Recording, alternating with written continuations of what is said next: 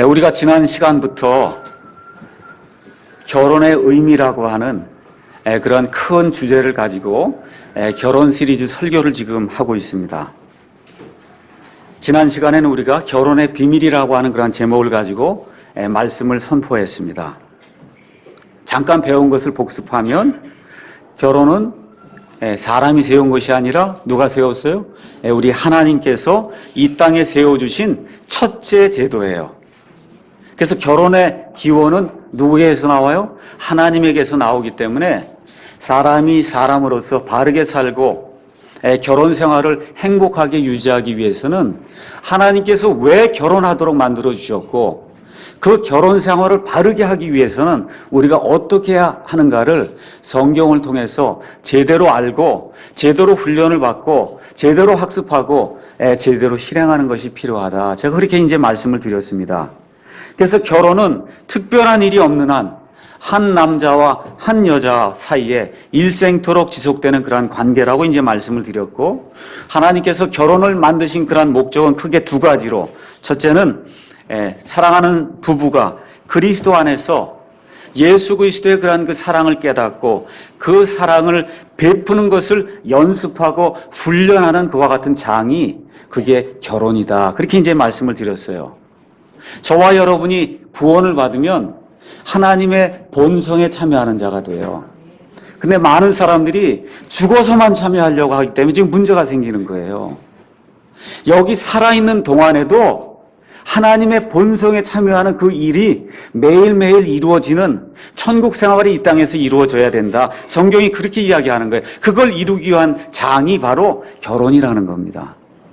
둘째는 하나님께서 생육하고 번성해서 온 땅을 가득 채우고 하나님의 경건한 씨를 이 땅에 보존하라고 말씀해 주셨기 때문에 우리가 아이들을 낳고 아이들을 바르게 양육해서 그래서 그 일을 하기 위해서는 올바른 보금자리가 필요해요. 그래서 가정이 필요하기 때문에 그래서 하나님께서 결혼이라고 하는 이런 좋은 제도를 허락해 주셔서 부모가 서로 사랑하고 도와주고 이해하고 서로를 배려하는 것을 보게 되는 가운데 이 아이들도 똑같이 자라서 하나님의 경건한 아이들로 경건한 씨를 계속해서 배출함으로 말미암아 하나님이 원하시는 그러한 뜻을 이루는 이와 같은 하나님의 왕국을 건설하는 이와 같은 일을 위해서 하나님이 결혼을 우리에게 허락해 주셨다. 이렇게 말씀을 드렸습니다. 근데 이런 결혼이라는 것이 시간이 지나면서 점점 변하는 가운데 현 시대의 추세는 결혼에 대해서 부정적인 그러한 생각을 갖는 그러한 사람들이 점점 늘어가는 그러한 추세예요. 그래서 많은 젊은이들이 결혼은 지루하다고 생각하고 또 결혼하려고 할 때 아주 내가 처음부터 완벽한 파트너를 찾아야 되겠다 하고 자꾸 시간을 늦추다 보니까 결혼하지 못하는 이와 같은 일들이 많이 생기고 또 그런 가운데 성적인 욕구는 만족을 시켜야 되기 때문에 결혼하지 않고 자유롭게 그냥 둘이 같이 사는 동거 문화가 서양과 동양 할 것 없이 전 세상에 아주 유행하는 그러한 그 추세로 자리를 잡고 있습니다. 그래서 제가 뭐라고 말씀드렸어요? 완벽한 파트너는 있어요, 없어요? 없어요. 완벽한 파트너는 없다고 시작을 해야 되는 거예요. 그 다음에 왜 완벽한 파트너가 없냐? 내 자신이 완벽하지 않기 때문에 저와 여러분 자신이 죄 가운데 태어나서 죄로 인해서 부패된 것과 같은 죄성을 가지고 태어나기 때문에 아예 처음부터 완벽한 파트너는 없다라는 그런 생각을 가지고 그러고서 결혼이라고 하는 이런 과정을 통해서 성화가 점점 되면서 정말 하나님이 원하시는 완벽한 파트너로 내 자신이 바뀌고 상대방이 바뀌는 이와 같은 것들을 경험하는 그와 같은 장이 결혼이다. 이렇게 제가 이제 말씀을 드렸습니다. 다시 말씀드리면 좋은 결혼 생활은 천국의 기쁨을 이 땅에서 조금이라도 맛보는 생활이에요. 근데 결혼 생활이 지옥과 같으면 그러면 천국 가는 것도 싫어할 겁니다. 그렇잖아요? 그래서 천국 생활이 얼마나 아름다운 것인가를 이 부부간의 생활을 통해서 부모 자식 간의 그런 가정의 생활을 통해서 매일매일 조금씩 알아가는 거예요. 제가 그걸 요새 많이 알게 됐어요. 그러니까 제가 무슨 뭐 전문가가 돼서 제가 24살에 결혼했는데 24살부터 이걸 알았으면 지금 엄청난 결혼 상담가가 되고 막 책을 쓰고 그랬을 거예요. 그런데 하나님께서 제게 긍휼을 베풀어 주셔서 이제 한 2, 3년 지나간 그런 세월을 통해서 결혼이 무엇이고 예수 그리스도의 사랑이 무엇이고 성화되는 것이 무엇인가 하는 것을 이제 늦게 이제 알기 시작한 거예요. 그래서 그걸 여러분에게 나눠주고 싶어서 그래서 이 시리즈를 하는 겁니다. 그러니까 목사는 다 알아서 하는 거고 나는 모르니까 배워야 된다 이런 것이 아니고 이 목사도 이걸 통해서 너무나 많은 걸 지금 배우고 있어요. 제게 얼마나 큰 기쁨이 되는지 모릅니다. 그 기쁨을 제가 여러분에게 나도 배우고 있으니까 여러분도 나하고 같이 배우자. 배워서 같이 한번 실천해보자. 라고 하는 그런 취지에서 말씀을 드리는 겁니다. 그렇게 될 때 배우자가 당신을 사랑하지 못해도 우리가 예수 그리스도의 복음의 그 능력을 믿을 때 하나님께서 내 배우자가 비록 나를 사랑하지 못해도 나를 충분히 사랑해 주지 못해도 하나님의 사랑이 내 안에 크게 부어져서 그 사랑하지 못하는 배우자를 사랑할 수 있도록 하나님이 만들어 주시는 것, 그게 바로 복음의 능력이다. 배우자의 허물과 결점 여러분 봅니까 못 봅니까? 보죠. 보더라도 비판을 해줘야 돼요. 여러분 비판을 해줘야 돼요. 비판을 안 해주고 그걸 자꾸 숨기면 발전이 없어요. 비판을 해주되 어떻게 비판해줘요? 사랑하는 마음으로, 긍정적인 마음으로 그렇게 비판을 해주면 내게 아무 원한의 감정이 없거든요. 이 사람을 성장시키기 위해서 내가 비판을 하는 것이고, 비판을 받는 배우자도 어때요? 저 상대방이 나를 사랑하는 마음에서 이거를 고쳤으면 하는 그런 마음으로, 내가 이렇게 성장하는 그런 마음으로 이 배우자가 내게 이런 이야기를 해주는구나 하게 되니까 쓴뿌리가 없게 되는 겁니다. 이게 바로 결혼의 비밀이요 복음의 진수다 하고 지난 시간에 제가 말씀을 드렸습니다. 그래서 오늘은 이렇게 결혼 생활을 행복하게 하려면 뭐가 있어야 되냐? 능력이 있어야 할 거 아니에요. 맞습니까? 우리가 이 세상에 태어난 그 본성 그 자체를 가지고는 결혼 생활 하나님 원하는 방법대로 할 능력이 없어요. 그래서 오늘은 결혼 생활을 행복하게 하기 위한 능력에 대해서 제가 말씀을 드리려고 그래요. 그래서 제목을 결혼을 위한 능력이다 이렇게 이제 잡았습니다. 오늘 그래서 말씀은 21절에 있는 그 말씀만 제가 오늘 강의를 하려고 그래요. 21절 우리 다 같이 한번 읽어보도록 하겠습니다. 하나님을 두려워하는 가운데 서로에게 복종하라. 이 말씀 지금 하나님만 이제 띄어서 보면 하나님을 두려워하는데 복종하라. 이거 하나만 띄어서 보면 그러면 문제가 생깁니다. 이 말씀은 한마디로 내 교만을 내려놓고 겸손히 다른 사람을 섬기라는 거예요. 지금 그 뜻 아닙니까? 하나님을 두려워하는 가운데, 그렇죠? 서로에게 내 자신을 내어놓고 복종하라는 거예요. 근데 이게 왜 나오느냐? 어디서부터 시작이 돼요? 18절부터 시작이 되는 거예요. 18절 우리 읽어보겠습니다. 술 취하지 말라. 거기에는 과도함이 있나니 오직 성령으로 충만하라. 그래서 지금 성령으로 충만하게 될 때 나타나는 그 현상에 대해서 19절, 20절, 21절은 각 개인에게 나타나는 걸 지금 이야기하는 거예요. 각 개인에게. 성령으로 충만한 사람에게는 18절, 19절, 20절 이 말씀이 삶에서 나타나게 되고, 성령으로 충만한 사람에게는 22절부터 그 다음 33절까지 나오는 그와 같은 행복한 결혼 생활이 나타나게 되고, 성령으로 충만한 사람에게는 6장 1절부터 4절에 나와 있는 것 같이 부모 자식 간에 행복한 그러한 관계가 이루어지게 되고, 성령으로 충만한 그런 사람들에게는 6장 5절부터 9절에 있는 것과 같이 세상에서 직장 생활하고 할 때 종과 주인이 어떻게 행복하게 직장 생활을 할 수 있는가, 이 내용이 거기 순차적으로 나와 있는 거예요. 그러니까 성령 충만하게 될 때 먼저 누구에게 뭐가 나타나요? 내 자신에게 나타나고, 그 다음에 뭐가 나타나요? 결혼 생활에서 나타나고, 그 다음에 부모 자식 간에 나타나고, 그 다음에 세상에서 생활할 때 성령 충만한 것이 드러나게 돼 있다. 하나님이 그렇게 말씀해 주시는 겁니다. 그러면 여러분이 성령으로 충만하기 위해서는 성령님이 누구인지 아셔야 될 거 아니에요. 맞습니까? 성령으로 지금 충만하고 싶어요. 근데 성령님이 누군지 알아야 성령으로 충만할 거 아닙니까? 우리 예수님께서 요한복음 14장과 요한복음 16장에 내가 가게 되면 내가 다른 위로자 성령님을 너에게 보내주시겠다고 하시면서 성령님이 이 세상에 오시면 성령님이 하시는 일에 대해서 크게 몇 가지, 세네 가지로 예수님께서 우리에게 분명히 말씀해 주셨어요. 예수님이 뭐라고 말씀하셨냐 하면 14장 16절 17절에 가서 보니까 성령님은 진리의 영이다, 그렇게 말씀해 주셨어요. 그러니까 성령으로 충만한 사람은 뭘로 충만한 사람이 되는 거예요? 진리로 충만한 사람이 되는 거예요. 그러니까 이단 교리를 쫓아가고 잘못된 교리를 쫓아가면 일단 뭐가 충만하지 않은 사람이에요? 성령님이 충만하지 않은 사람이다. 예수님이 또 뭐라고 말씀해 주셨냐면 내가 너희에게 말한 모든 것들을 성령님이 너희에게 기억나게 해주신다 그랬어요. 그러니까 저희가 성경 말씀을 읽고는 이 생활에 적용하려고 할 때 성경 말씀을 잊어버릴 때가 많이 있어요. 그때 누가 기억나게 해주신다고요? 성령님께서 기억나게 해주신다는 거예요. 부부싸움을 할 때도 하려고 하다가 보면 어떤 생각이 나는 거예요? 예수님이 우리에게 해주신 그 말씀이 누가 생각나게 해줘요?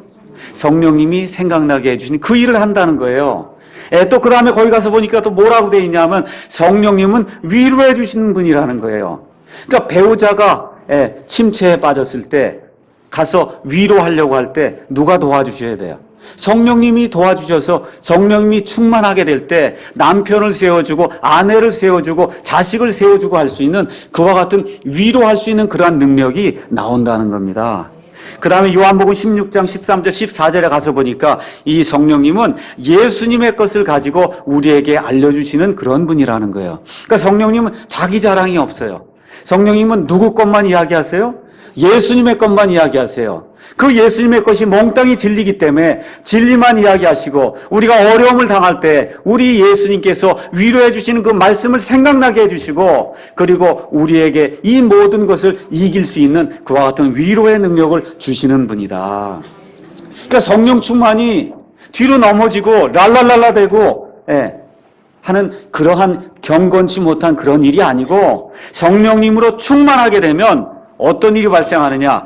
예수 그리스도의 그 진리와 예수님께서 하나님이신데도 불구하고 육신을 입고 이 땅에 오셔서 십자가 형틀에 달리기까지 가장 핍박을 많이 받고 어려움을 당하면서도 하나님 아버지의 그 명령에 순종해서 죽기까지 자기 자신을 내어주신 그 희생의 사랑, 그 사랑을 성령님이 우리에게 알려주시는 거예요.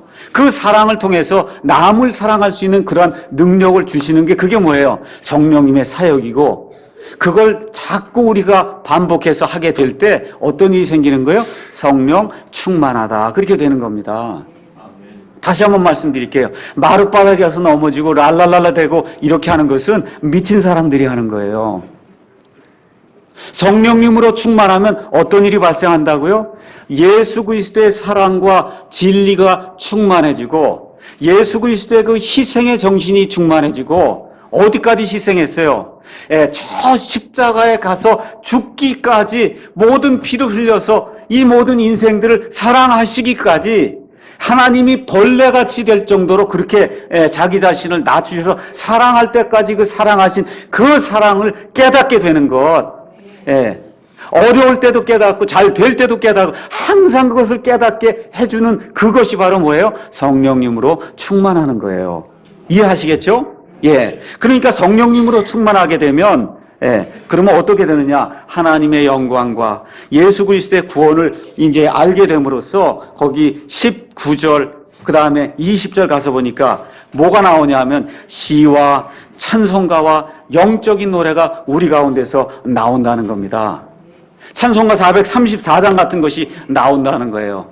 나의 갈 길 다 가도록 예수 인도하시니, 그렇죠? 어려운 일 당한데도 아무 부족함이 없다는 거예요.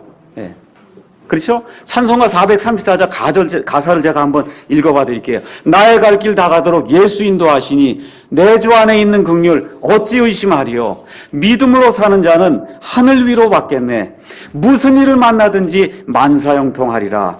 나의 갈 길 다 가도록 예수 인도하시니 어려운 일 당할 때도 족한 은혜 주시네. 나는 심히 고단하고 그렇죠? 영혼이 매우 가라지만 나의 앞에 반석에서 물이 나오게 하신다고 그렇게 고백할 수 있는 그런 아름다운 노래가 우리 삶에서 나오는 거예요. 주 안에 있는 나에게 무슨 근심이 있으랴 하는 그러한 찬송의 노래가 우리 가운데서 나온다는 겁니다. 그래서 자기에게 먼저 변화가 생기면서 나타나는 그 변화 중에 하나가 21절에 있는 말씀이에요. 21절 다시 한번 읽어보겠습니다. 21절 시작. 하나님을 두려워하는 가운데 서로에게 복종하라. 하나님을 두려워한다고 하는 것은 잘 들으셔야 돼요. 여기 두려워한다는 건 벌벌벌벌 떤다는 것이 아니에요. 하나님을 두려워한다는 것은 하나님의 그 영광과 그렇죠? 하나님의 그 크신 사랑과 하나님이 우리를 불쌍히 여겨주시는 것과 하나님이 우리에게 매일매일 숨을 허락해 주시고 살아갈 수 있는 그런 힘을 주시고 재물 얻을 수 있는 능력을 주시고 아이들에게 지혜를 주시고 이런 모든 것을 깨닫게 될 때 하나님의 그 경이로운 그와 같은 그 모습에 반해서 놀랍게 되는 그러한 현상을 하나님을 두려워한다. 그렇게 이야기하는 거예요, 성경에서. 그래서 시편과 그 다음에 잠언에서는 뭐라고 얘기해요? 주를 두려워하는 것이 지혜의 근본이다. 원천이다. 그렇게 이야기하는 거예요. 두려워하는 거 맞습니다. 무서워하는 것도 맞아요. 근데 벌벌벌벌 떠는 그런 무서움이 아니라 하나님의 그 놀라운 그 경이로운 하나님의 그 영광을 대할 때 얼마나 우리를 사랑하시며 하나님이 이 땅에 자기 아들을 보내실 정도로 사랑하실까. 그 사랑에 내가 너무 놀라워서 하나님 정말 사랑합니다 하고 내 경이로운 것을 표현할 때 쓰는 그런 말이 하나님을 두려워한다. 이렇게 얘기하는 거예요. 그래서 성령님으로 충만하게 될 때 하나님의 영광이 우리에게 가득 차게 되고 예수 그리스도의 그 사랑이 가득 차게 될 때 그럴 때 어떤 현상이 발생한다는 거예요? 서로에게 어떻게 한다고요? 복종하는 일이 발생한다는 거예요. 서로에게 복종한다.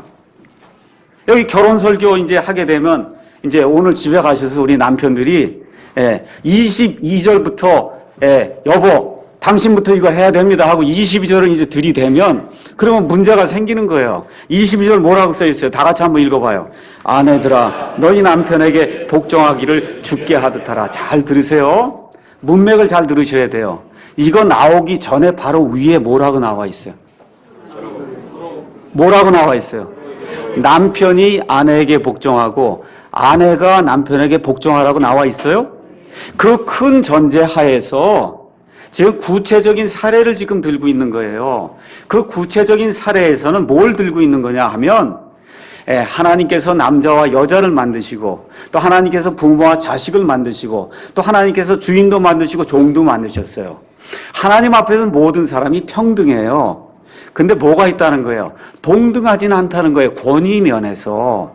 권위면에선 남편과 여자가 있을 때 하나님이 가정의 권위를 누구에게 주셨어요? 남편에게 주셨기 때문에 여기 나와 있는 순서가 뭐부터 나와 있냐? 권위 아래 있는 아내가 먼저 복종하는 것을 먼저 보여라. 이렇게 권위의 순서로 나와 있는 거예요. 그러니까 그 다음에도 자식이 먼저 나오고 그 다음에도 뭐가 먼저 나요? 종이 먼저 나오는 그와 같은 식으로 돼 있고 여러분이 베드로전서 3장에 가서 보셔도 남편과 아내에 대해서 이야기할 때 창조의 질서를 따라 권위가 낮은 여자에게 먼저 권면을 하고 그 다음에 남자에게 권면하는 그런 말씀이 있어요. 저도 몰랐어요. 이번에 성경 보고 처음 알았어요. 뭘 알았어요? 21절의 말씀이 먼저 대전제라는 거예요. 남편과 아내가 있을 때 22절을 갖고 덤벼들면 안 된다는 겁니다. 우리 자매님들이 아멘이 없는 것 같으네 보니까. 우리 남자분들 이해하셨어요? 뭘 먼저 가지고 얘기를 해야 돼요? 성령 충만하게 되면 뭘 한다고? 서로가 서로에게 복종하는 일이 먼저 생긴다는 거예요. 여기에서 이 성령 충만한 것이 이루어지게 될 때 아내가 남편을 존경하게 되고 복종하는 일이 생기게 되고 남편이 아내를 위해서 남편이 해야 될 일은 더 커요. 어떻게 돼 있어요? 남편이 해야 될 일은 예, 그 밑에 가서 보니까 25절에 가서 보니까 남편들 한번 읽어보겠습니다. 25절. 남편들아, 그리스도께서 교회를 사랑하사 교회를 위하여 자신을 주신 것 같이 하라. 목소리가 조금 작은 것 같아서 안 돼요. 다시 한번 남자들만 큰 소리로 읽어보겠습니다. 남편들아, 너희 안에 사랑하기를 그리스도께서 교회를 자신을 주신 것 같이 하라. 그러니까 남편이 쉽겠어요? 여자가 아내가 쉽겠어요? 남편은 죽으라는 거예요. 여자는 그냥 복종하는 척만 해도 돼. 근데 남자는 어떻게까지 하라는 거야? 죽으라는 거예요, 이게. 그러니까 어느 게 더 어려워요? 남편이 어려운 거예요. 남편이 어려운 거예요. 하나님의 사랑도 우리가 먼저 하나님 사랑했어요? 하나님 우리 먼저 사랑했어요? 하나님이 먼저 우리를 사랑하신 거예요. 그렇게 남편이 내가 죽기까지 아내를 사랑해야 되겠다는 그게 21절에 나와 있는 거예요. 서로에게 복종하는 것이 뭘로 나타나는 거예요? 남편이 아내를 위해서 내가 죽기까지 사랑하겠다는 그 사랑으로 먼저 나타나게 될 때 아내가 스스로 모든 것을 내어놓고 남편을 존경하고 복종하는 일이 생긴다는 것이 그게 지금 하나님의 말씀이 지금 전제하고 있는 그런 내용이라는 겁니다. 다시 말씀드리면 내가 아니라 남을 위해서 사는 것이 그게 성령 충만한 삶이다. 21절에 그 얘기를 하는 겁니다. 그러니까 다시 말씀드리면 이 바울이 이야기하는 그 요점은 뭐냐 하면 복음을 바르게 이해하게 되면 인간 관계에서 혁신적인 변화가 일어나야 된다는 거예요. 다시 한번 여기 가서 보세요. 하나님을 두려워하는 가운데 어떻게 해야 된다는 거예요? 서로에게 복종해야 된다는 거예요. 부모와 자식 간에도, 주인과 종 간에도, 그렇죠? 남편과 아내 간에도 서로 복종한다고 하는 건 뭐예요? 혁신적인 인간관계의 개선이 이루어져야 된다는 거예요. 다 같이 하나님 말씀 보겠습니다. 빌립보서 그 옆에 있는 2장 3절, 4절 말씀 읽어보겠습니다. 제가 읽겠습니다. 어떤 일도 다툼이나 헛된 영광으로 하지 말고 오직 겸손한 생각으로 각각 자기보다 남을 더 낮게 여기며 각 사람이 자기 일들만 돌아보지 말고 각 사람이 남의 일들도 돌아보라. 자, 남편과 아내에게 적용합니다. 각각 자기 배우자를 나보다 어떻게 더 나은 사람으로 생각해야 돼. 그게 그리스도인이라는 거예요. 내 일보다 누구의 일을 더 먼저 생각하라는 거예요? 배우자의 일을 먼저 생각하라는 거예요. 이게 그리스도의 마음이에요. 그러니까 인간관계에 혁신적인 변화가 일어나야 된다는 겁니다. 로마서 15장 말씀 가서 또 읽어보겠어요? 로마서 15장 1절부터 3절에 있는 말씀을 찾아서 읽도록 하겠습니다. 로마서 15장 1절에서 3절 제가 찾아서 읽도록 하겠습니다. 그런즉 우리 강한 자들은 마땅히 약한 자들의 연약함을 담당하고 우리 자신을 기쁘게 하지 말아야 하리라. 우리 각 사람은 자기 이웃을 기쁘게 하여 그의 유익을 구하고 그를 세워주어야 할지니라. 기록된 바 주를 모욕한 자들의 모욕이 나를 덮쳤나이다 함과 같이 다 같이 읽겠어요. 그리스도께서도 자신을 기쁘게 하지 아니하셨느니라. 우리 예수님이 이 땅에 내려오셔서 인간으로서 십자가형을 당하는 게 기쁜 일이 아니에요. 예수님 자신에게는 아니에요. 근데 예수님은 어떻게 했다는 거예요? 자기 자신을 기쁘게 하지 아니하고 우리 인간들을 사랑하시고 우리 아버지 하나님 사랑하시기 때문에 내가 기쁜 일이 아니지만 어떻게 했더니 거기에 따라서 명령에 따라서 순종해서 죽기까지 우리를 사랑해 주셨다는 거예요. 그래서 여기 1절 가서 보면 강한 자들은 어떻게 하라는 거예요? 약한 자들을 도와야 된다는 거예요. 남자로 해서 다 강한 것이 아니에요. 어느 가정은 여자가 강합니다. 괜찮아, 그럴 수 있습니다. 남자가 강할 수도 있고 여자가 강할 수도 있어요. 근데 어떻게 하라는 거예요? 이 강한 자들은 자기의 기쁨을 위해서 살지 말고 어떻게 된다는 거예요? 약한 자의 기쁨을 위해서 먼저 살아야 그게 그리스도인이라는 겁니다. 하나만 더 읽겠습니다. 갈라디아서 5장 13절에 있는 말씀을 읽어보도록 하겠습니다. 갈라디아서 5장 13절에 있는 그런 말씀을 읽어보도록 하겠습니다. 제가 읽겠습니다. 형제들아, 너희가 부르심을 받아 자유에 이르렀으나 오직 자유를 육신을 위한 기회로 쓰지 말고 다 같이 사랑으로 서로를 섬기라. 이게 예수 그리스도의 마음이요, 이게 복음의 핵심이라는 거예요. 우리에게 하나님이 엄청난 영혼의 자유를 주셨어요. 이 자유를 가지고 옆에 있는 배우자를 억누르고 아이들을 억누르고 종을 억누르고 이런 데 쓰면 안 된다는 거예요. 이 자유를 가지고 어떻게 하라고요? 서로를 사랑하는 데 쓰라고 우리 예수님이 주신 거예요. 그러니까 그리스도인이 되었다고 하면 뭐가 바뀌어야 돼요? 혁신적으로 뭐가 바뀌어야 돼요? 인간관계가 바뀌어야 되는 거예요. 예전에 내가 타고 누르려고 그랬는데 예수 그리스도의 영이 들어오게 되면 어떻게 되는 거예요? 나는 낮아지고 남을 높여야 되겠다고 하는 인간관계의 혁신적인 변화. 그게 그리스도인의 성령 충만한 그런 생활이다.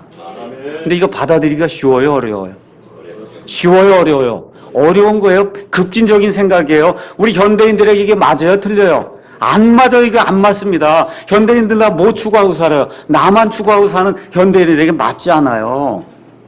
근데 제가 말씀드릴 게 있어요. 이것은 고대 노예들이 무조건적으로 100% 하라는 대로 맹목적으로 가서 엎드려 꿇어서 이렇게 섬기라는 그런 이야기가 아니에요. 잘 들으셔야 됩니다. 어떻게 하라는 거냐 하면 다른 사람의 필요와 관심사가 무엇인지 거기에 먼저 신경을 써주라는 거예요. 아시겠죠? 이것이 그리스도의 인간관계의 핵심이에요. 그래서 하나님께서 뭐라고 말씀하셨냐 하면 예수님께서 율법의 모든 것을 두 개로 요약 정리하면 먼저 하나님을 사랑하고 그 다음에 뭐라 그랬어요? 내 이웃을 내 몸과 같이 사랑하라 그랬죠?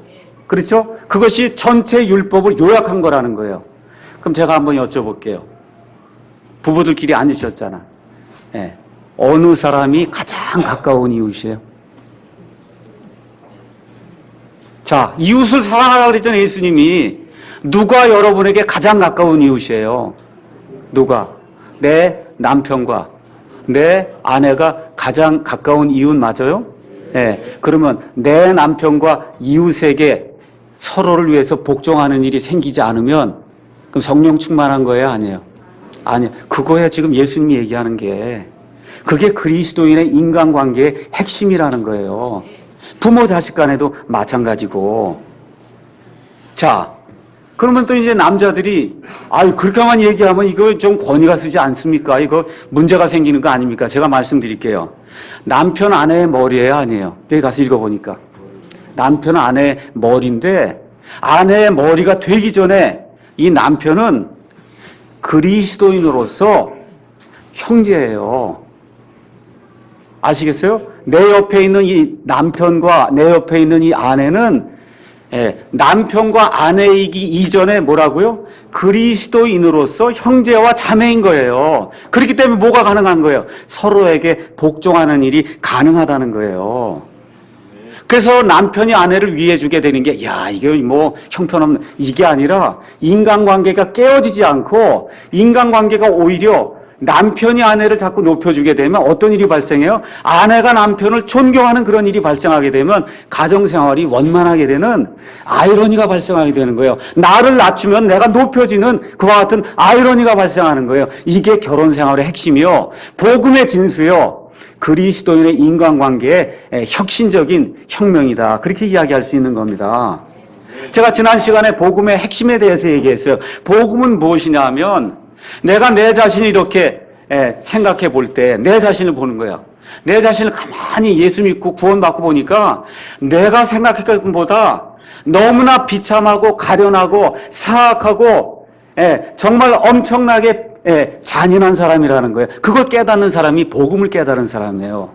근데 그와 동시에 하나님의 은혜를 입고 보니까 이럼에도 불구하고 하나님이 나를 어떤 사람으로 만들어 주신다는 거예요? 내가 생각하고 바라는 것과는 상상할 수 없을 정도로 하나님의 아들로 삼아 주셔서 하나님의 본성에 참여할 수 있는, 하나님과 거의 비슷한 사람이 될 수 있는 이와 같은 사람으로 삼아 준 것을 깨닫는 사람, 그것이 바로 복음을 제대로 이해한 사람이라는 거예요. 그러니까 복음을 제대로 이해하게 되니까 내가 얼마나 죄인인가가 날이 갈수록 점점 느껴지니까 어떻게 돼요? 겸손한 사람이 되는 거예요. 겸손한 사람이 되는 거예요. 동시에 또 어떻게 돼요? 남을 높여줄 줄 아는 그런 사람이 되는 것이 그리스도의 복음의 핵심이라는 겁니다. 그러니까 어떤 일이 발생이 돼요? 종의 심정으로 배우자를 이렇게 섬기는 것이 그게 기쁜 일로 바뀌게 되고 또 상대방이 나를 섬겨줄 때에도 그걸 또 기쁜 마음으로 받을 수 있는 그와 같은 일이 이제 우리 가운데서 발생하게 되고, 또 그것이 조금 더 승화가 되면 어떻게 되냐? 상대방이 나를 섬겨주지 않아도 주님 괜찮습니다. 주님께서 나를 용서해 주신 그 사랑을 생각할 때 내 배우자가 나를 내가 원하는 것만큼 사랑해 주지 않고 내가 원하는 만큼 나를 섬겨주지 않아도 주님 한 분 때문에 내가 내 배우자를 더 사랑하겠습니다. 내 자신을 더 내려놓겠습니다 하는 그와 같은 일이 우리 가운데 생긴다는 겁니다. 그래서 지금 가장 큰 문제가 뭐냐 하면 자기 중심적인 이기심이 가득 차 있기 때문에 서로에게 복종을 못하는 거예요. 섬기는 종의 심정을 갖지 못하게 막는 가장 큰 이유가 뭐냐? 사람은 죄성을 갖고 태어나기 때문에 태어나는 순간부터 다 누굴 위해서 살려고 그래요? 본성이. 나를 위해서 살려고 하는 거예요. 다 나라요. 다. 애기도 보세요. 다 나 배고픈 거 해달라고 기저귀 가다달라고 응당되잖아요. 어려서부터 그런 거예요. 사람은 죄 가운데 태어나기 때문에 사람의 본성으로는 남을 섬기는 일이 거의 불가능한 거예요. 예. 그래서 부부관계에 이걸 황폐하게 만드는 가장 큰 이유는 뭐예요? 이기심 때문에 그런 거예요. 이기심. 고린도전서 말씀을 한 장만 더 읽어보겠습니다. 고린도전서 13장 4절에서 5절 말씀 보도록 하겠습니다.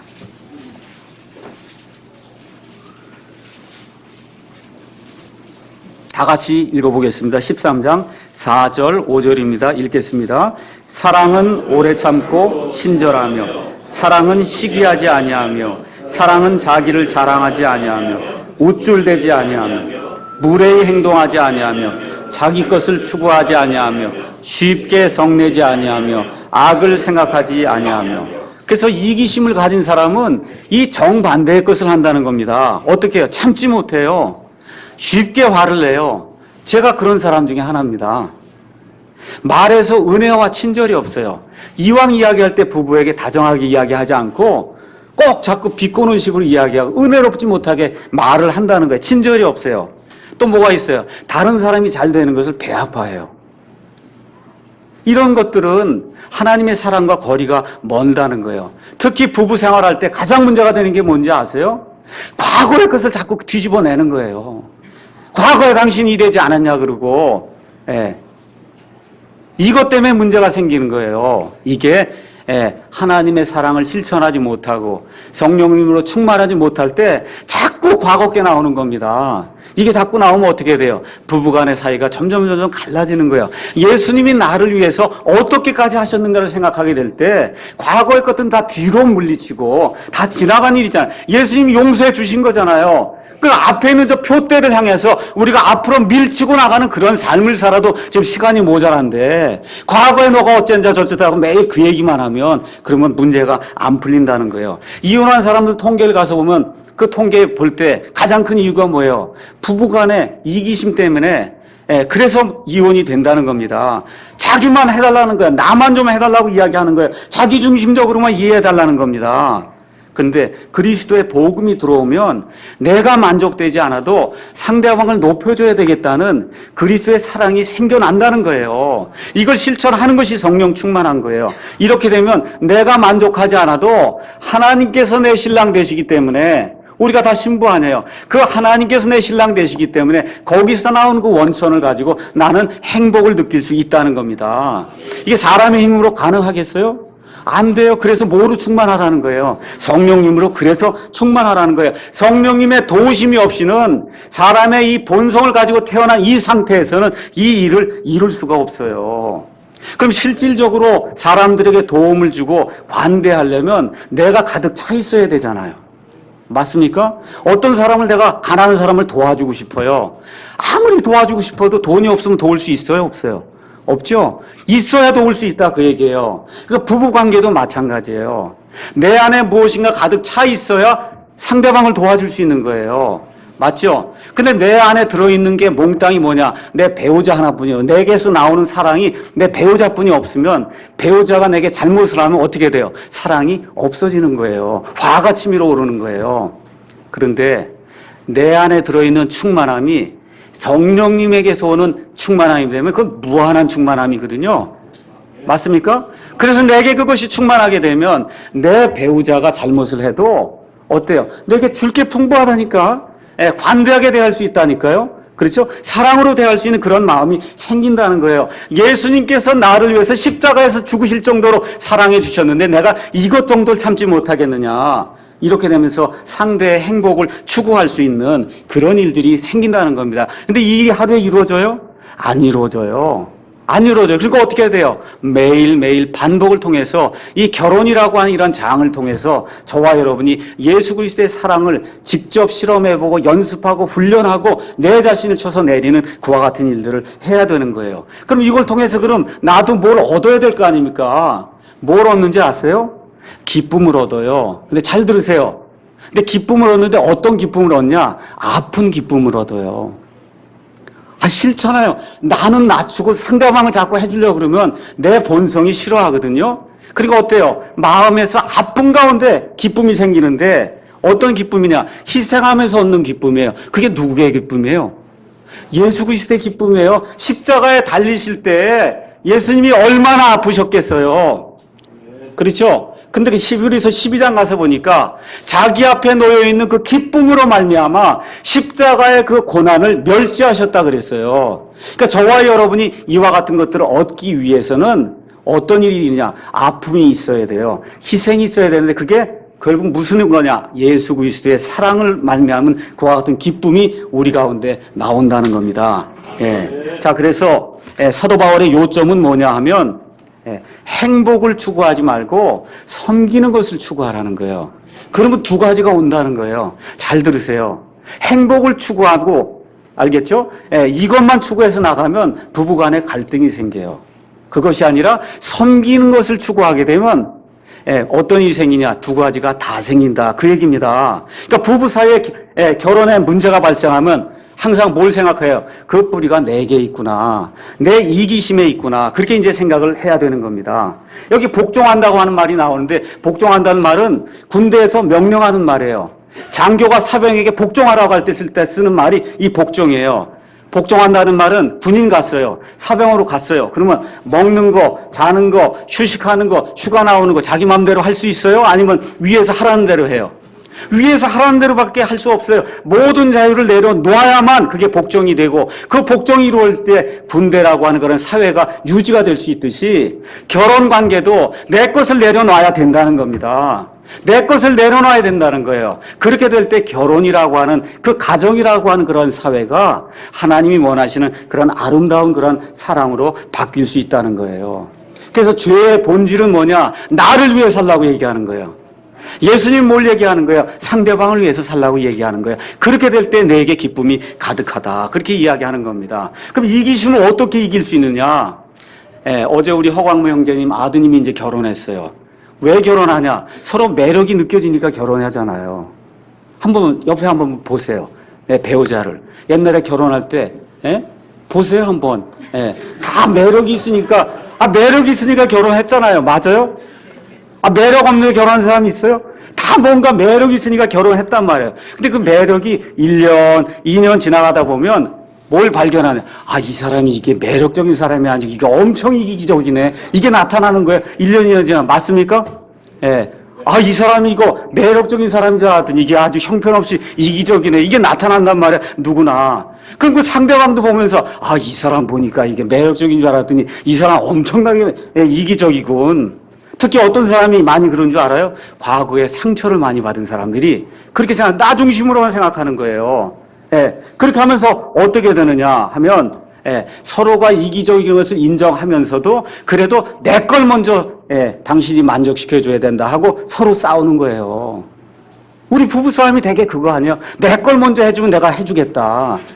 그래서 협상이 이루어지기 시작하면 그때부터 부부관계가 깨지기 시작하는 거예요. 당신이 이걸 해주면 나도 이걸 해준다. 뭐 하면 뭐 한다 하고 이렇게 협상이 이루어지기 시작하면 이때부터는 부부관계가 아니라 장사하는 그런 관계가 이제 되는 겁니다. 그러면 깨지기 쉬운 거예요. 그래서 여러분 자신의 이기심은 누구만 고칠 수 있어요? 여러분만 고칠 수 있는가? 내 이기심은 내가 알고 나만 고칠 수 있는 거예요. 그리고 어떻게 해야 돼요? 성경을 진지하게 보고 무엇을 고쳐야 될 것인가 하고 노력해야 돼요. 그래서 둘이 결혼했어요. 자, 말씀드릴게요. 둘이 결혼했는데 둘 다 안 해. 서로 자기 것만 해요. 그러면 결혼이 파경으로 갈 가능성이 심히 높은 겁니다. 둘 사람 다 해요. 서로를 낮추려고 그래. 그럼 어떻게 돼요? 결혼이 100% 행복한 그런 결혼이 될 가능성이 엄청 높은 거예요. 그런데 둘 중 안에 하나만 하려고 노력해도 행복한 결혼이 이루어질 가능성이 90% 이상이 된다. 아시겠죠? 예. 그러니까 나 하나라도 해야 되겠구나 하고 변화하는 그와 같은 것들을 우리가 할 때 그러면 예수 그리스도를 통해서 성령님으로 충만하게 돼서 우리 안에 놀라운 일들이 이루어질 수 있다는 겁니다. 제가 이제 마지막으로 예화 하나만 들고 마치도록 하겠습니다. 2010년도 뉴욕 타임즈 베스트셀러 또 미국에서 나오는 타임 매거진 베스트셀러 중에 하나가 영어로는 Unbroken, 우리말로는 부서지지 않은 사람이라고 하는 자서전입니다. 이 자서전은 루이 잠페린이라고 하는 사람의 자서전이에요. 잠페리니는 Z-C-A-M-P-E-R-I-N-I 이렇게 되어 있으니까 여러분이 유튜브나 아니면 위키피디아 백과사전 가서 보시면 이 미국 사람들은 잠페리니 이렇게 발음하는데 그냥 잠페린이라고 제가 이야기하겠습니다. 이 사람의 자서전이 나와 있어요. 제가 이걸 여러분에게 말씀드리고 마치도록 하겠습니다. 2차 세계대전이 한창이던 1943년 5월 27일 오후에 미국의 공군 폭격기 한 대가 엔진 고장으로 태평양 적도 부근에 추락했습니다. 그 근처에는 약간의 기름과 피와 전투기의 잔해만 남아 있었습니다. 그때 바다에서 얼굴 하나가 모습을 드러냈습니다. 작은 구명 보트에 간신히 올라탄 그 남자, 그는 1936년 베를린 올림픽에서 5000m 육상 선수로 활약하기도 했던 루이 잠페린이라고 하는 미국의 중이었습니다. 육상에 천부적 소질이 있었던 이 잠페리니는 19살 나이로 베를린 올림픽에 참가했어요. 거기서 5000m 경기에서 8등을 했습니다.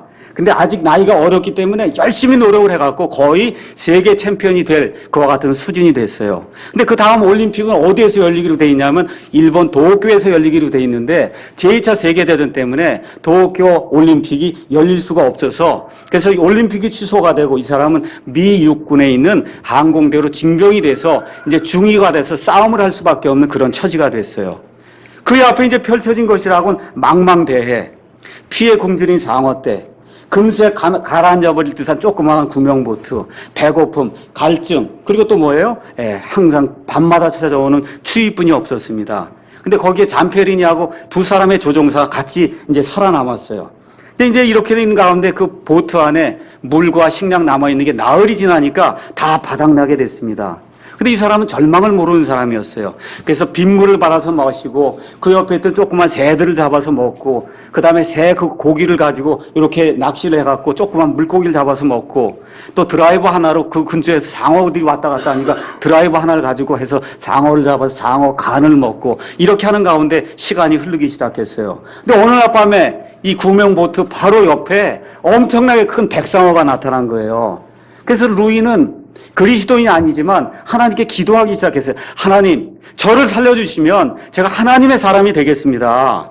이렇게 이제 하는 가운데 며칠이 지나냐면 33일이 지나는 가운데 그 조종사 중에 한 명이 죽어서 이제 2명만 남게 됐습니다. 이제 40일쯤 지난 다음에는 막 헛것이 보이기 시작했어요. 드디어 47일째 되는 날 얼마를 표류했냐 하면 3,000km를 표류했어요.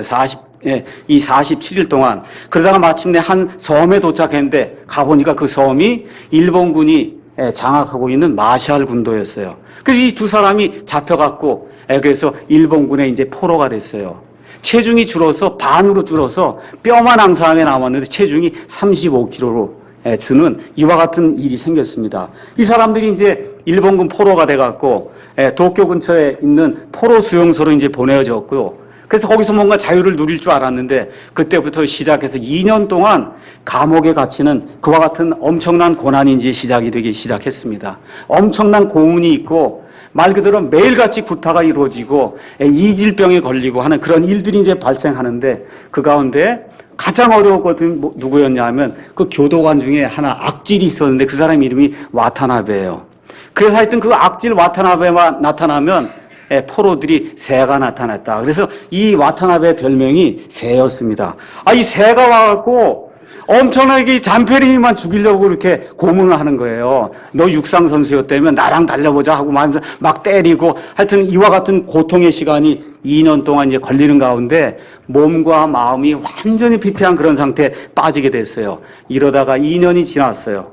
이렇게 돼서 일본군이 항복을 하면서 1945년 9월 2일에 그는 미국에 이제 다시 돌아갈 수 있는 그와 같은 해방의 자유를 이제 얻게 됐습니다. 그래서 미국에 돌아가서 1946년에 결혼도 했어요. 그런데 그의 결혼 생활이 평탄하지 못하게 이제 되었습니다. 어떻게 됐냐? 이 새로 말미암아 받은 이 고문과 이 후유증, 이 3,000km를 떠돌아다닐 때 그 악몽과 이런 것들이 그에게 닥쳐오기 시작하니까 술을 먹지 않고는 잠을 잘 수 없는 그와 같은 일이 이제 생기기 시작했어요. 그래서 내가 이제 빨리 일본으로 가서 이 새를 잡아다 죽여야 되겠다 해서 일본으로 돌아가서 이 새 잡을 생각에 밤에도 새만 나타나고 꿈에도 작은 새만 나타나는 거예요. 그래서 매일 밤 이 새에게 고문당하며 식은땀을 흘리는 그와 같은 삶이 이루어지기 이제 시작했습니다. 이런 가운데 이제 결혼 생활하다가 어느 날 새가 또 나타난 거예요, 밤에. 그래서 힘을 줘갖고 그냥 새를 꽉 눌렀는데 갑자기 소리가 나는 거예요. 가서 보니까 그래서 자기가 임신한 아내 배에 타고는 아내 목을 조르고 있는 거예요. 그러니까 아내가 그냥 소스라쳐갖고 놀래갖고 이혼해야지 이제 도저히 이게 못 살겠다 하고 이제 이혼을 할 그와 같은 이제 단계에 이르게 됐습니다. 그런데 아내와 아이들 이루면서까지도 이 새 때문에 도저히 알코올 중독에서 빠져나오지 못하고 어려움을 이제 겪게 됐어요. 이러는 가운데 그의 아내에게 하나님의 복음을 들을 수 있는 그와 같은 기회가 왔어요. 그 근처에서 큰 천막 집회가 열리면서 유명한 부흥 목사님이 오셔서 말씀을 전하니 우리 한번 가봅시다 하고 그 자매의 친구가 나타나서 예수님께서 그분을 인도했어요. 그 자매는 그때까지도 그냥 교회 출석하고 11조하고 그렇죠? 열심히 그냥 교회 생활 왔다 갔다 하면 구원받는 걸로 알고 그렇게 교회 다닌 걸 생각했는데 그날 가서 그 목사님의 말씀을 들을 때 비록 내가 이렇게 남편에게 핍박을 받지만 이 남편이나 나나 태어날 때부터 죄를 갖고 태어난 그런 사람이기 때문에 이 예수 그리스도의 희생의 대속의 그와 같은 그 하나님의 그 아픔이 없이는 나를 사랑하는 그런 긍휼이 없이는 남편이나 나나 살 수가 없겠구나 하는 그 복음의 희소식을 접하고는 예수님을 주님으로 영접하는 그와 같은 아름다운 일이 생겨났어요. 그래서 아내가 집에 돌아오자마자 남편에게 제가 이혼하려고 했던 것을 취소합니다. 다만 한 가지 부탁이 있는데 나와 함께 저 부흥 집회에 가십시다. 하니까 이 잠페리니가 할 수 없이 자꾸나 이 아내가 보채니까 그래서 이제 잠페리니와 같이 이제 갔어요. 그날 가서 말씀을 듣는데 잠페리니는 아무 생각이 들지 않아서 이게 도대체 뭐 하는 건가? 처음 복음을 듣는데 아내는 옆에서 그냥 열심히 기도하고 하는데 이게 되질 않는 거야. 며칠 이렇게 지나는 가운데 드디어 잠페리니에게 변화가 생기기 시작했어요. 가서 하나님의 말씀을 듣는 가운데 무엇이 생각나냐 하면 그 47일 동안 표류할 때 백성화가 나타났을 때 하나님께서 저를 구해주시면 제가 하나님의 사람이 되겠습니다 하는 그 기억이 생각이 나면서 이 목사님이 십자가의 그 대속의 죽음 모든 사람이 죄 가운데 태어나서 죄 때문에 이와 같은 문제가 발생하고 그 와타나베라고 하는 그 새도 죄인이기 때문에 이와 같은 일을 하는구나 하는 것을 깨닫게 될 때 내 모든 것을 내어놓고 하나님 제가 예수 그리스도를 영접하고 이 모든 것을 용서하고 올바른 삶을 살겠습니다 하고 하는 그와 같은 일이 1949년도에 일어나게 됐습니다. 근데 놀라운 일은 바로 그 순간부터 알코올을 끊게 되고 바로 그 순간부터 사람들을 용서하기 시작하게 되고 바로 그 순간부터 가정의 평화가 이루어지는 그런 엄청난 일이 생겼어요. 그래서 1950년에 드디어 이분이 일본에 가게 됐습니다. 일본에 가서 자기가 있던 그 포로 수용소에 갔더니 거기에 아직도 그 사람들이 간수들이 남아있는 거예요. 근데 와타나베는 미안해서 나타나질 않았습니다. 그런데 그 간수들에게 성경 말씀을 다 나눠주면서 통역을 통해서 내가 여러분에게 복수를 하려고 이렇게 생각하고 알코올 중독으로 이렇게 고생을 했지만 예수 그리스도를 믿고 알게 될 때 내가 먼저 죄인이라고 하는 걸 깨닫고 이제 정말 예수님의 은혜가 이렇다는 것을 깨닫고 예수님을 통해서만 구원받을 수 있다는 이런 것을 깨닫고 우리 가정에 화목이 생기고 내가 남을 사랑하고 용서할 수 있는 그와 같은 사람이 되었습니다. 여러분 예수 믿으시기 바랍니다 하는 그와 같은 간증을 통해서 여러 일본 사람들을 구출해내기도 하고 또 그 이후에 유명한 강사가 돼서 연설자가 돼서 온 미국을 돌아다니며 복음의 말씀을 전하는 그런 아름다운 사람이 되었어요. 지금 나이가 95세인데도 아직도 정정하게 살고 있어요. 하나님이 그렇게 사랑해 주시는 겁니다. 제가 여러분에게 먼저 경고를 드릴게요. 내게도 이런 삶이 이루어질 거다. 이렇게 기대하는 건 괜찮은데 하나님이 하시는 방법은 이러한 극적인 방법도 있고 점진적인 방법이 있는데 어느 방법이 더 많은 것 같아요? 점진적으로 이루어지는 방법이 대부분이에요. 사도 바울과 같이 극적인 변화가 일어나는 사람도 있고 이런 샘퍼린이 이 중유에게처럼 극적인 변화가 일어나는 것도 있어요. 내게는 왜 그게 안 일어날까 하고 자꾸 그것을 추구하지 마시고 오늘 하루 살면서 성령님의 충만으로 내 것을 죽여야 되겠다 하는 그 삶이 이루어지면 똑같은 거예요. 하나님이 사람마다 원하시는 것이 다르기 때문에 하나님의 시간표가 다르기 때문에 극적인 경우로 일어날 때도 있고 점진적인 경우로 일어날 때도 있지만 하나님의 사람이 충만해서 그래서 성령님으로 충만하게 되면 꼭 이 일이 일어난다는 겁니다. 왜 이렇게 이 일이 일어났냐? 먼저 아내가 복음을 이해했기 때문에 그래요. 복음을 이해했어요. 예수님이 나를 위해서 죽으셨구나. 예수님이 나 같은 죄인을 죽었는데 내 남편을 내가 사랑하지 못하겠느냐 하고 남편을 사랑하고 남편을 용서하는 그 일이 일어나게 될 때 어떤 일이 발생한 거예요? 남편이 용서가 되고 그렇게 되니까 어떤 일이 생겨요? 남편이 그것을 보게 될 때 남편 안에 가득 차 있던 그 상처와 그 이기심이 치유가 되면서 그러면서 어떤 일이 발생해요? 예수 그리스도의 복음을 깨닫게 되고 하나님의 크신 사랑을 깨닫게 될 때 남편이 변화가 돼서 온 세상에 다니며 하나님의 용서와 예수 그리스도의 사랑을 전파할 수 있는 그때 하나님께서 장수의 축복까지 허락해 주시는 그런 놀라운 일이 일어났다는 겁니다. 그래서 이제 말씀의 결론을 드리겠어요. 이 모든 것을 하려면은 예수님의 마음을 읽으셔야 돼요. 그 예수님의 마음은 어디에 들었어요? 다 여기에 들어있는 거예요. 특히 어디에 들어있어요? 복음서에 들어있어요. 그래서 자꾸 복음서를 읽어야 돼요. 그래서 이런 문제가 발생하면 예수님은 어떻게 하셨을까? 그러니까 배우자 비판하는 거 그거 비판해야 배우자가 씁니다. 제가 설교하는 거 누가 제일 많이 비판하는 줄 아세요? 월요일 아침만 되면 제가 아유 어제 한 것도 가서 이제 얘기가 나올 텐데 이러고서 이제 신경이 많이 쓰여요. 근데 그렇게 되니까 어떻게 해요? 제가 발전하는 거예요. 그러니까 긍정적인 비판을 해야 돼요. 근데 그 비판할 때도 어떤 마음을 해요? 그리스도의 인내와 부드러움으로 한다 그 얘기예요. 아시겠죠? 비판을 받을 때도 어떻게 해요? 예수님께서 나를 용서하신 것처럼 내가 인내하면서 받아들이는 거예요. 이렇게 되면 어떻게 돼요? 부부가 점점 향상하는 거예요. 성격이 바뀌는 거예요. 말과 언행이 바뀌는 거예요. 그렇게 될 때 인격적인 변화가 생기게 될 때 부부가 바뀌게 되고 아이들이 바뀌게 되고 옆에 주위 사람들이 바뀌게 되면 일가 친척이 바뀌게 되고 이 교회가 바뀌게 되고 이 민족이 바뀌는 아름다운 그런 일이 생긴다는 겁니다. 이 일이 하룻밤 사이에 이루어지지 않아요. 어떻게 해야 돼요? 매일같이 내 자신을 낮추고 성령님으로 충만한 그런 삶을 살아야 되겠다. 머릿속에 집어넣고 그리고 내 자신을 낮춰서 상대방을 위해서 살아야 되겠다는 그런 마음을 가지게 될 때 그때 우리 가운데서 결혼 생활을 올바로 할 수 있는 그런 능력이 자동적으로 생긴다는 겁니다. 하나님께서 우리를 먼저 사랑하셨기에 우리가 서로 사랑하는 것이 마땅하다고 요한일서 4장 19절에 우리에게 말씀해 주고 있습니다. 이와 같은 그 하나님의 사랑을 경험한 자로서 옆에 있는 우리 배우자 손 한 번씩 이렇게 잡아보세요. 내가 당신을 섬기며 살겠습니다 하고 그렇게 약속하는 그런 기도 시간을 갖고 마치겠습니다. 기도하겠습니다. 손잡고 기도하겠습니다.